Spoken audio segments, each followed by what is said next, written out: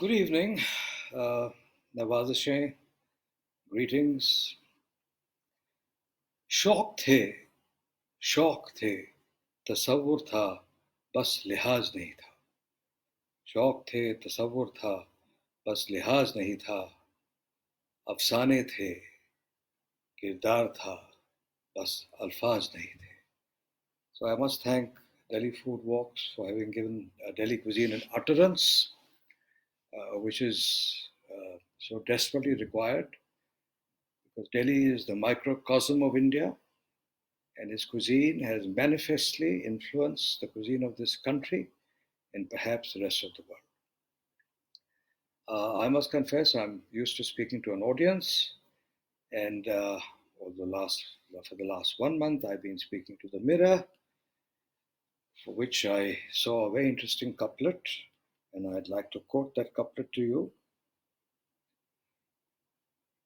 ऐना हूं मैं अपने, ऐना हूं मैं अपने रूबरू हूं, ऐना हूं मैं अपने रूबरू हूं और कुछ हैरत ज़्यादा हूं.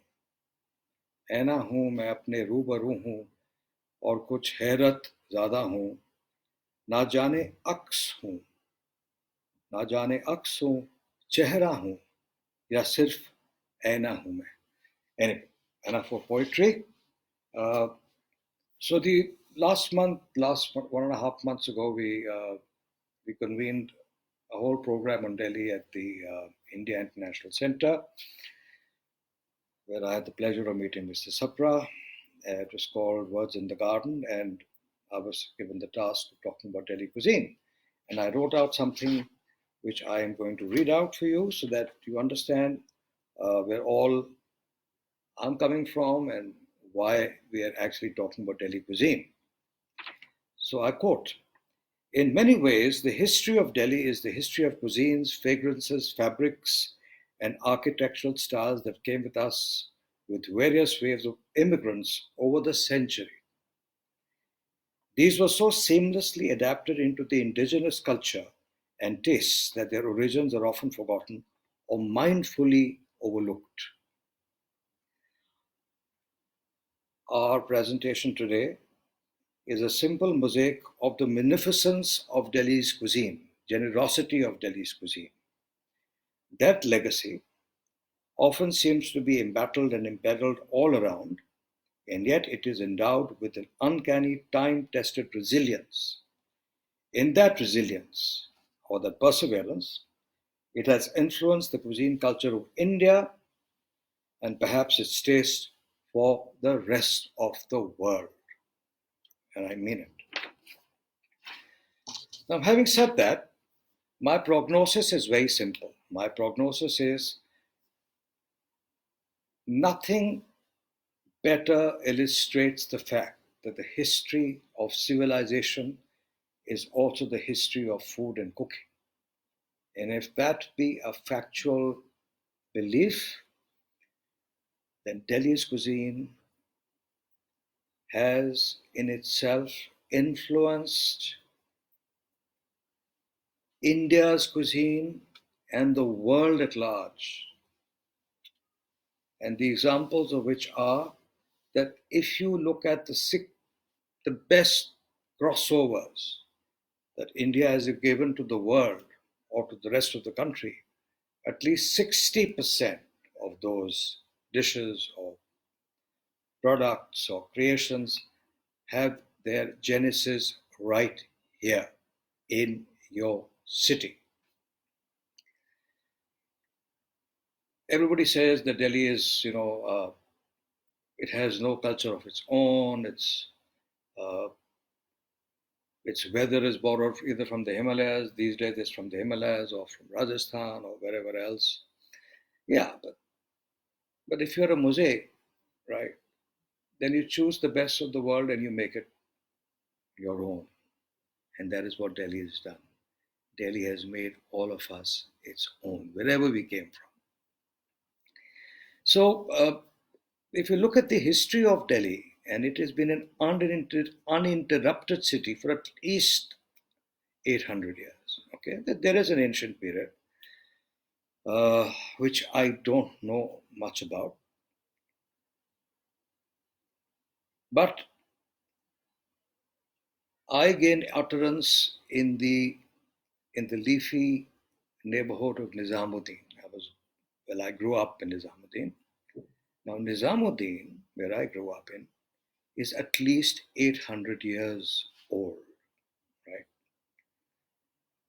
So we divide our conversations, Aina Hume, I'm speaking to myself,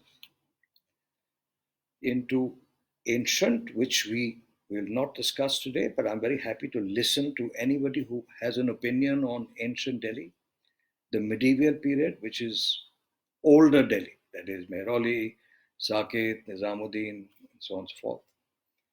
And then, of course, we come to the later medieval period, which is Shahjahanabad, which we call as Old Delhi. Remember, not older Delhi, but Old Delhi. So we've covered the medieval era. Then we come to the colonial era, right? And that's when New Delhi is formed.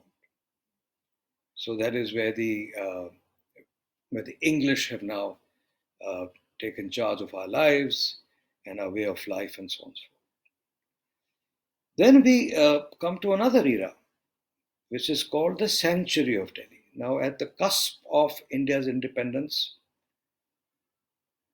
me and my family, well, my family mostly, came from what was called undivided Punjab, and they made a home in Delhi, and so did many other refugees. So that's why we call it the sanctuary. And of course, subsequently, so many people now make a home in Delhi, and that's why it's called a sanctuary. So we've covered ancient, we've covered medieval, we've got New Delhi, which is the colonial Delhi, and then of course you have the sanctuary, and then of course comes this fantastic uh, induced by the metro.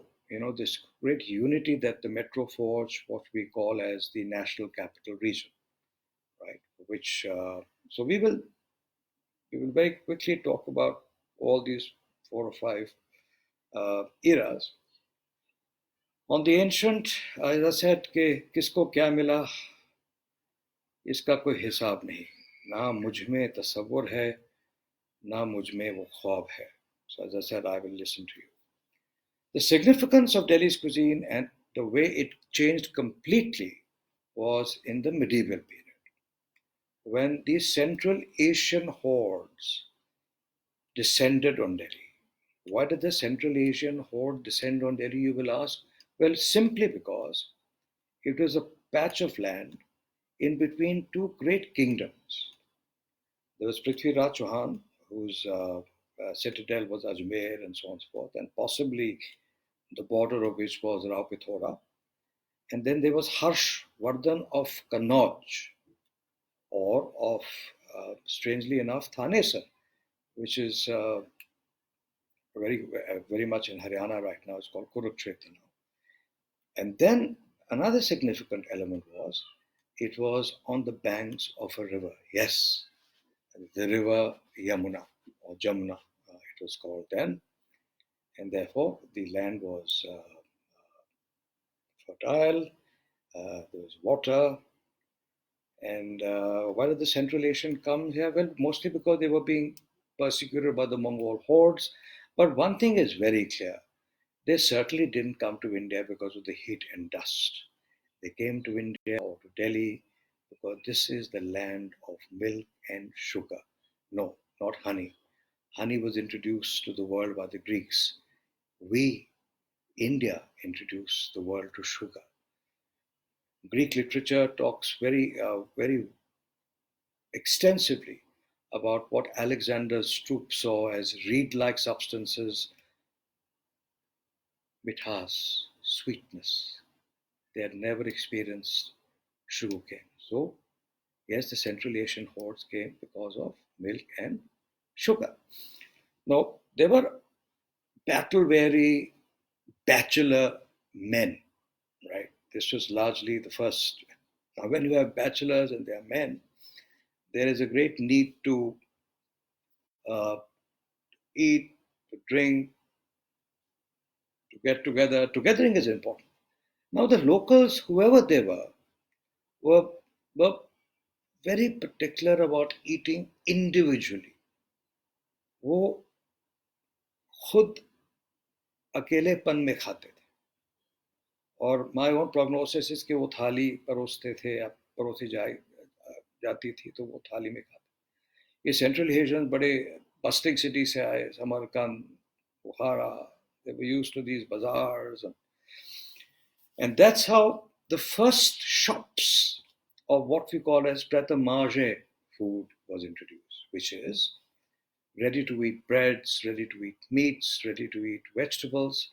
And a lot of this is available if you read medieval Indian literature or the accounts of Amir Khusro.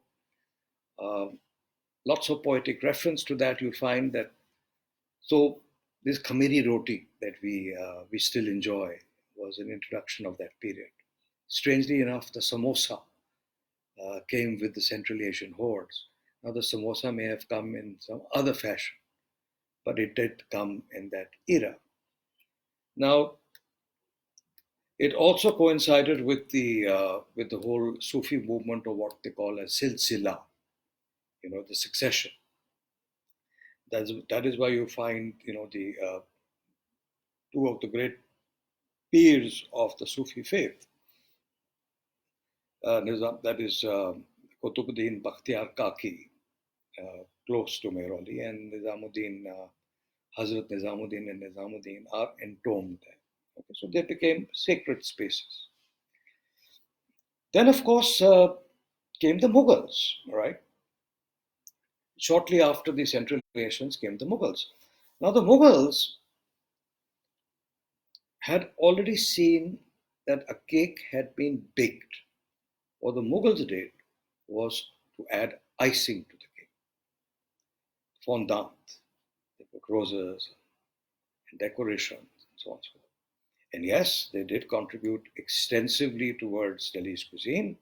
So, if you were to break it up in a simple layman's language, let's look at curry. The curry that we knew 800 years ago was called salan. Under the Delhi Sultanate came the khalia, infused with turmeric, largely for troops to travel. The turmeric is antiseptic, it's also a preservative. And then under the Mughals came the khorma. Because by this time the spices had been introduced to Delhi, and of course the Portuguese had introduced chili, right? And the water of the Yamuna or the Jamna was arsenic, and the Hakims went to Emperor Shah Jahan and said, Huzur Ala, Badshah Salamat, ये जो लाल मिर्च है, ये जो अंग्रेज लाए हैं, it can help us ward off the poisoning that's taking place to the Shahjahanabad people. So yes, significantly, the entire capital of Delhi moved once to Shahjahanabad, which we now call as Old Delhi. So the Korma also came, and so on and so forth. And then, of course, came New Delhi, which is, after the so-called uh, mutiny or the Battle of Independence in 1857, I think. Now, the British, of course, transformed our spaces completely. So, Delhi became, older Delhi became destitute. Old Delhi became a little mayus or morose. And then, of course, what was built was this fantastic new capital called New Delhi, with its ramparts and its central vista and so on and so forth. The irony is that the British, unfortunately or fortunately, may have built this great grand city because of pomp and splendor, but they governed India largely from Simla, all right? But that, as I said, is another story.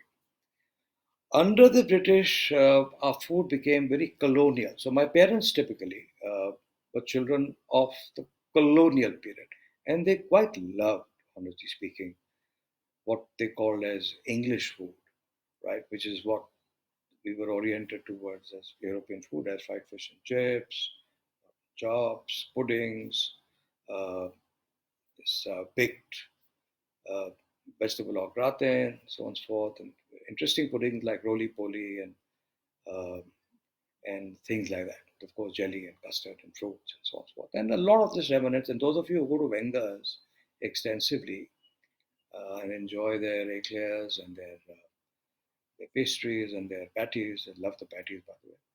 All of this came part of the great colonial introduction. You know, this whole Anglo. In fact, many clubs in Delhi still serve that colonial kind of food, and there are a few restaurants now which do club cuisine and so on. Then, of course, came the independence of India, and you know the what we call as many of us were taught to call it partition. Uh, Many of you call it the independence, and then came these refugees, hordes of refugees, mostly from West Punjab, but also from East Bengal. Now, the Punjabis had this tremendous influence on the cityscape. Like the Central Asians who came and introduced a lot of these ready to eat places to ready to eat places. So did the Punjabis. They loved eating and they loved drinking, and you found that uh, that there would a lot of these little tandoors started opening up. I know that in Nizamuddin, where I grew up, there was a nice family tandoor which served fabulous food. We loved going there. Of course, we weren't exactly proud that we were going out for dinner to a tandoor, but who was to tell? And then, Delhi prospered. I mean, it sort of prospered, and we'll go into those segments a little later. And then, of course, the next big stage that came is under I think under the valiance and the leadership of Mrs. Dixit, when the metro was introduced and Delhi then became this national capital region, which unified large tracts of Noida, Gurgaon, Ghaziabad, and the rest is history. Now, what young people eat, I'm as confused as my generation is, but I know they have a lot of what we Sangvi call Sino Punjabi food, chow mein, dim sum, momos, pizzas, uh, all kinds of stuff. Okay? So I have no opinion on the ancient, and I have very little opinion on the modern or the national capital region.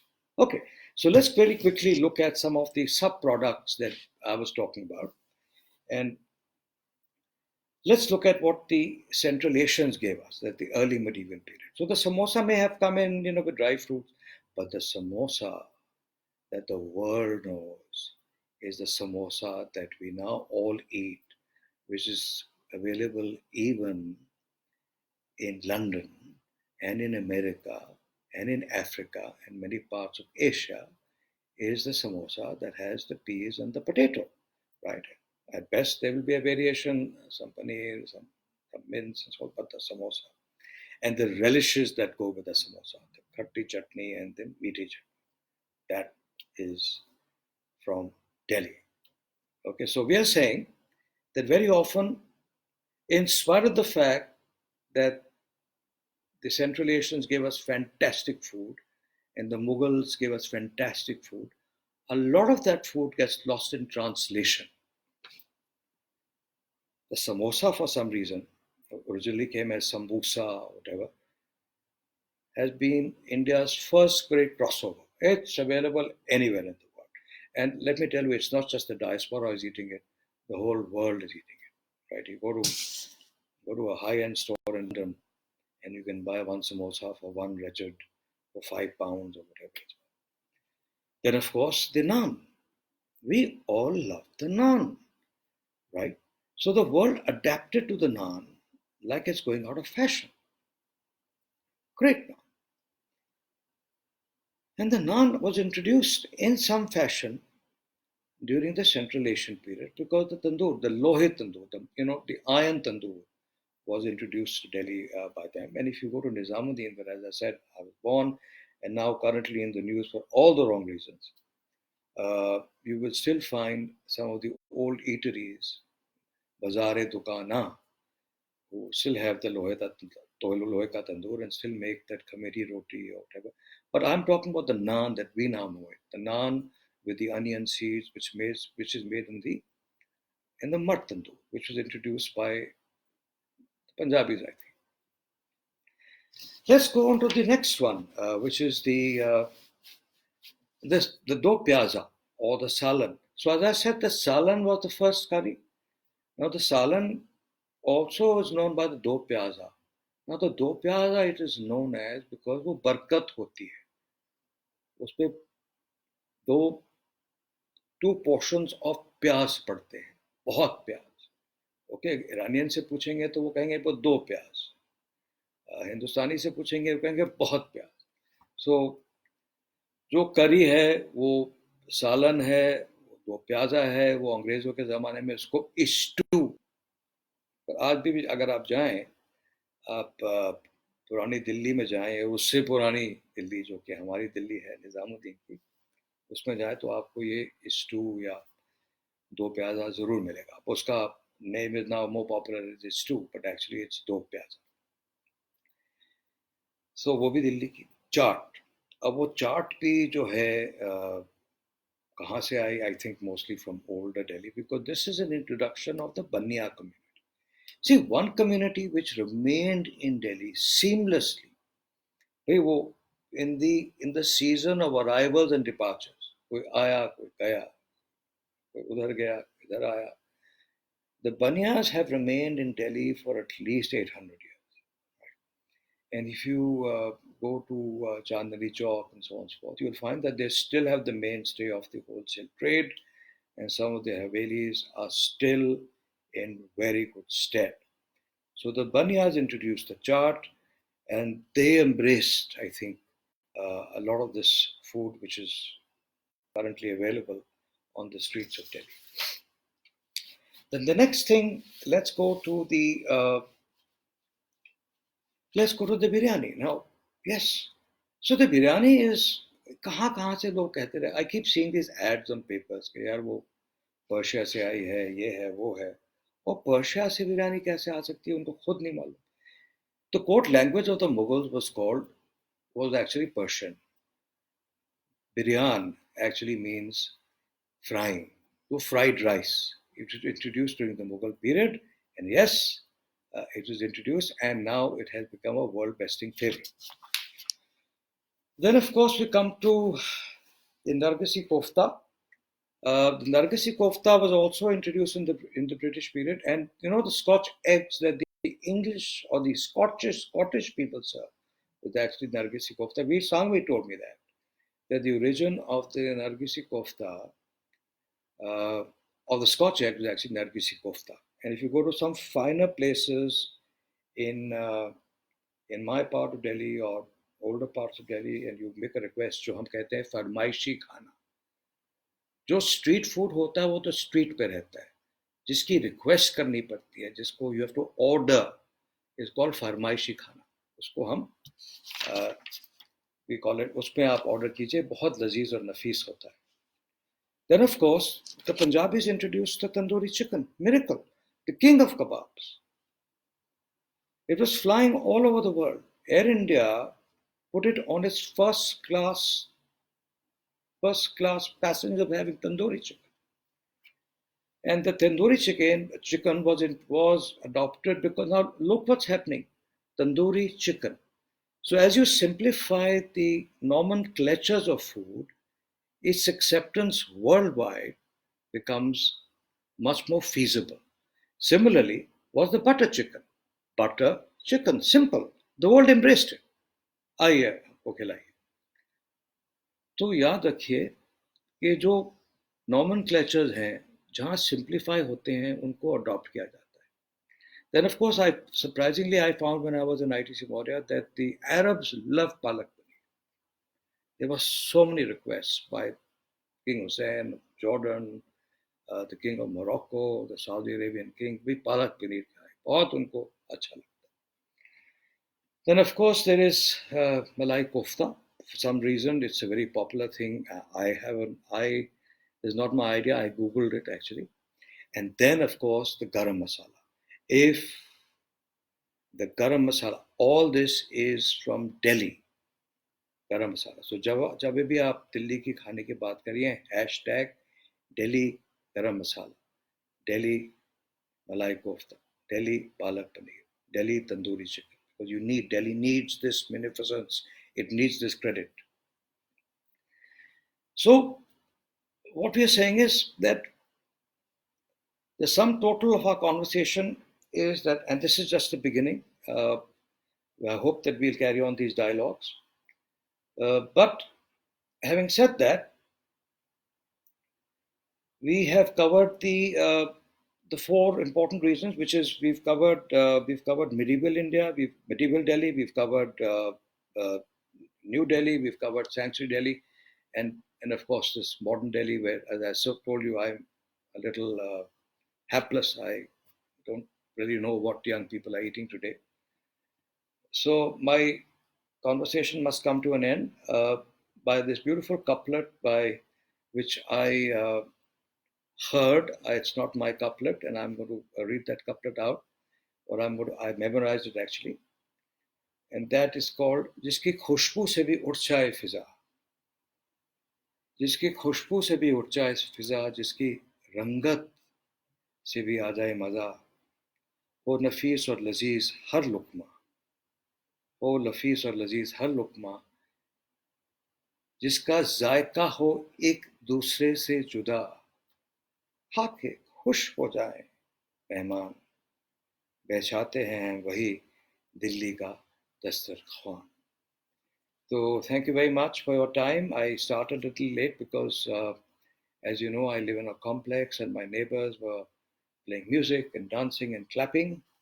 And I must end now. But as I said, if anybody wants to be in touch with me or ask me questions, there's lots more to be spoken about. Once again, thank you, Delhi Food Walks, or should I say Delhi Food Talks, for having given utterance to Delhi cuisine, because this is not about me or you, it's about Delhi, right? The very microcosm of the idea that we call India. Please mail me at Diwan Gautam Anand at gmail.com, or follow me on Diwan Gautam Anand Facebook, or Diwan Sharar on Instagram. Thank you very much, and I hope that you all downloaded the Aragya Setu app. It's keeping a lot of us safe. All right. So in these difficult times, till we meet again, bye bye.